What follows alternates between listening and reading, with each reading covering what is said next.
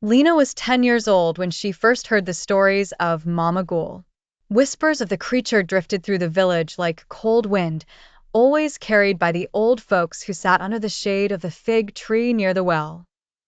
They said Mama Ghoul lived deep in the forest, where the trees were too thick for sunlight and the wind always howled. She was a shadowy, bent figure with eyes like burning coals and a voice that could mimic anyone you loved. But Lina didn't believe in fairy tales. She thought they were made to scare children into behaving, and Lina was not so easily scared. One crisp autumn evening, after a small fight with her mother, Lina stormed out of the house. "You never let me do anything fun," she yelled as she stomped down the garden path. The sun was just dipping behind the hills, casting long shadows across the trees. She meant to go only as far as the edge of the forest, just enough to cool down before heading back. But something strange happened. A voice called her name. "Linnea," she stopped. It sounded like her mother, but softer. Almost too soft. It came from deeper within the woods. "Mama?" Lina called out, heart skipping a beat. No answer. Just the wind. But the voice came again. Closer this time. "Linnea, come here, sweet girl."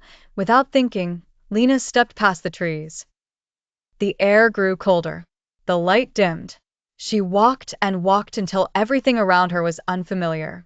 Trees twisted like knotted hands, and the ground was soft with layers of leaves. That's when she saw her, an old woman standing still among the trees. Her skin was pale and wrinkled, her cloak torn and moss-covered. Her eyes glowed a faint red. "Are you lost, dear?" she asked, her voice like cracked glass. Lina tried to back away, but her legs wouldn't move. "I'm Mama Ghoul," the woman said with a wicked smile. "And I've been waiting for you." As Lina was pulled deeper into the forest, the twisted trees grew taller and darker, their branches arching over her like giant, watching eyes. Mama Ghoul's bony fingers held tightly onto Lina's wrist, but strangely, they weren't hurting her. The old creature moved swiftly despite her hunched back and crooked legs, humming an eerie tune that echoed through the trees. Lina tried to memorize the path, but everything looked the same. "Where are you taking me?" she asked, her voice trembling. Mama Ghoul turned her pale, wrinkled face toward Lina and gave her a toothy grin. "To a place where secrets sleep and dreams come alive." That answer did not make Lina feel better.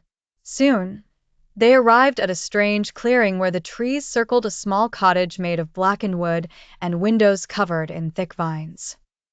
Smoke rose from the chimney, curling into shapes of owls, wolves, and dancing shadows. As they stepped inside, Lina was surprised to see it wasn't scary at all. It was warm and filled with the smell of cinnamon and pine. Strange jars glowed on shelves, and books floated gently through the air. "Sit," Mama Ghoul said, pointing to a velvet cushion near the fire.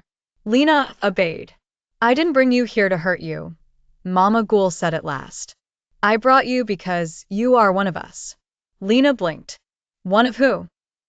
Mama Ghoul knelt down and touched Lina's forehead gently. "You are a Seer-child. You can hear the forest's voice. You can speak to shadows. You can open the paths that no one else sees." Lina didn't know whether to be excited or terrified. Just then, a whisper floated through the air like mist. "Help, someone help me." Lina stood up, heart racing. "Did you hear that?" Mama Ghoul's eyes twinkled. "Good. You heard it. The forest has chosen you."